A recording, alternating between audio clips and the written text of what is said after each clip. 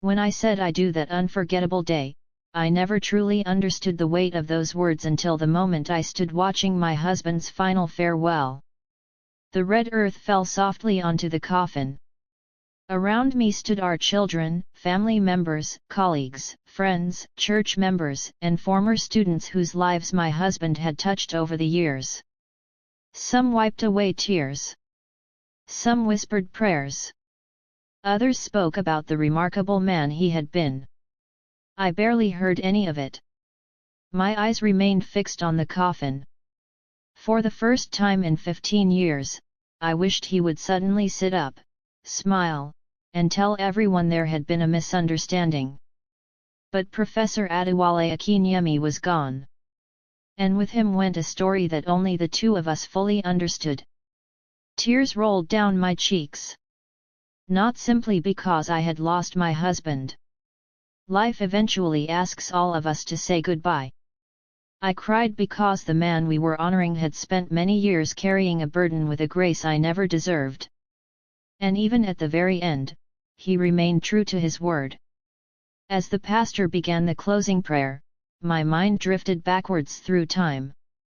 Back to where everything began. Back to a young woman fresh out of university. Back to the day I met the man who would change my life forever. I was 23 years old when I was posted to the University of Ibadan for my national youth service. Like many firstborn daughters from average Nigerian families, my dreams were bigger than my circumstances. My parents were hard-working people. But there were 7 children to feed. 7 children to educate. And I was the eldest. Every achievement carried responsibility. Every success represented hope for those coming behind me. I understood that. Perhaps that was why I worked harder than most people around me.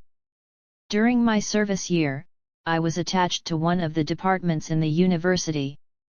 That was where I first met him. Professor Adewale wasn't a professor then. He was already 48 years old and an accomplished academic from the University of Lagos. At the time, he was visiting the department as a guest lecturer. Everything about him commanded respect. His confidence. His intelligence.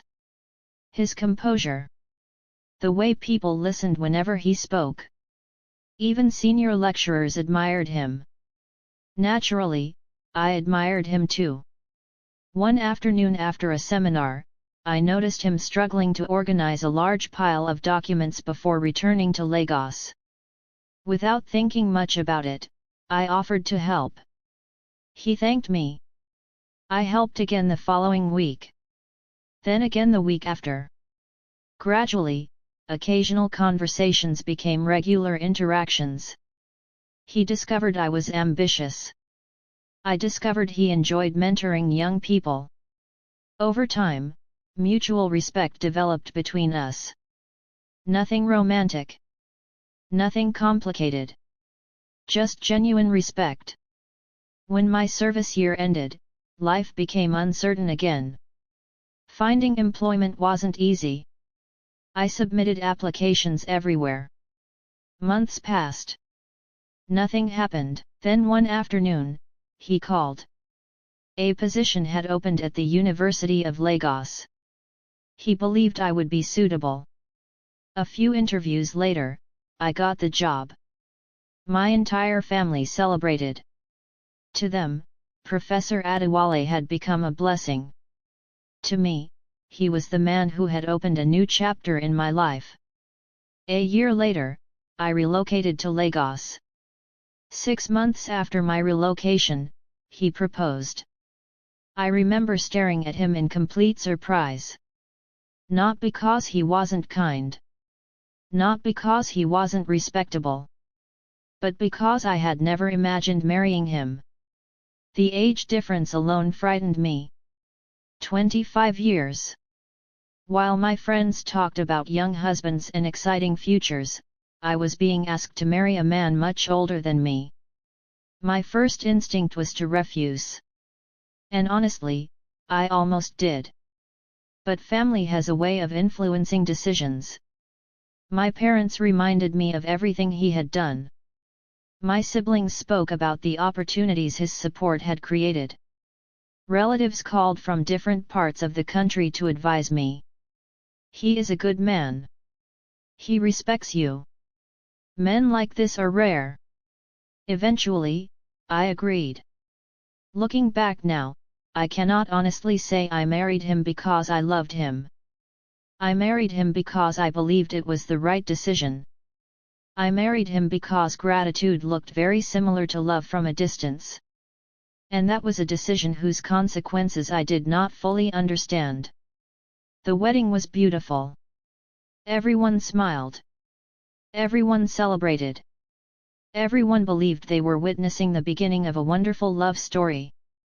Including him. Especially him. For the first 5 years, our marriage flourished.